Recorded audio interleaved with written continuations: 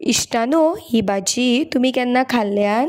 ह्या भाजयेन खुबशे विटामिन्स आणि मिनरल्स आसा. जेंचो कोणाचो ब्लड प्रेशर लो जाता तेंच्यांनी ही भाजी खाल्ली जाल्यार नॉर्मल जातलो. ही भाजी करपाक सारकी सोपी आणि रुचीक पासून ही भाजी बरी लागता. ही भाजी चडशी रानानूच मेळटा. बाजारांत जर तुमकां ही भाजी गावली जाल्यार ही विकती हाडात. ही भाजी करपाक जास्तचे इन्ग्रेडियंट्स लागना, पण ही भाजी खूप रुचीक लागता. तर सगळ्यान पयलीं हांवें हांगासर एक आयदन घेतला आणि हांगासर हांव ऑलमोस्ट 2 ते 3 टेबल स्पून हांव तेल घेता. हांवें ऑलरेडी एक वाटी भरून तूर दाळ शिजोवन घेतलेली. ती तूर दाळ आसा ती हांव हांगासर ह्या तेलान घालता आणि ताच्या उपरांत एक बारीक चॉप केल्लो एक टमॅटो घालून घेता. तूर दाळ आणि टमॅटो सारके सॉटे करून घेवया आणि ही घोळाची भाजी असली ती हांवें सायडीकूच चिरून घेतलेली.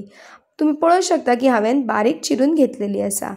ही जी दाळ आणि टमॅटो आसा ह्या मिश्रणान आता ही बारीक चिरलेली जी भाजी आसा पळय ती आमकां घालून घेवपाक जाय. ह्या मिश्रणान हांवें इल्लेशे उदक घातलेलें आणि ताच्या उपरांत ही बारीक चिरलेली जी घोळाची भाजी आसा ती हांव आतां ह्या दाळीन आणि टमाटान घालून घेता.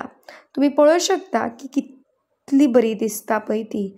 आता ही भाजी आसा ती मातशी ढवळून घेवया जेणे करून ही दाळ आणि टमाट आसा ते ह्या भाजयेन बरे तरेन मिक्स जावन घेतले आणि मागीर हांव हांगासर अर्द खोबरें किसलेलें खोबरें घालून घेता. तुम्ही पळोवंक शकता की ही भाजी कितली सुंदर दिसता पळय ती. ह्या भाजयेक आनीक टेस्ट येवपाक लागून हांव हांगासर 1 टेबल स्पून घरचो गरम मसालो घालून घेता आणि ही भाजी आता ढवळून घेता.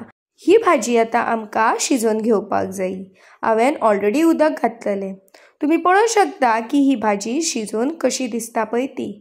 हांगासर आता हांव चवी पुरतें इल्लेशें मीठ घालून घेता आणि परत आनी एकदा ही भाजी ढवळून घेता. आय होप तुमकां ही रेसिपी आवडली आसतली आणि ही भाजी जर तुमकां बाजारांत मेळटा जाल्यार तुमी फाटीं फुडें पळोवं नाका आणि ही भाजी विकती घेवन ती शिजोवन पळयात कशी लागता पळय ती आणि तुमकां दाखयल्या तशीच शिजोवन घ्या. तुमकां जर रूच येयली जाल्यार आत्ताच्या आत्ता सबस्क्रायब करात.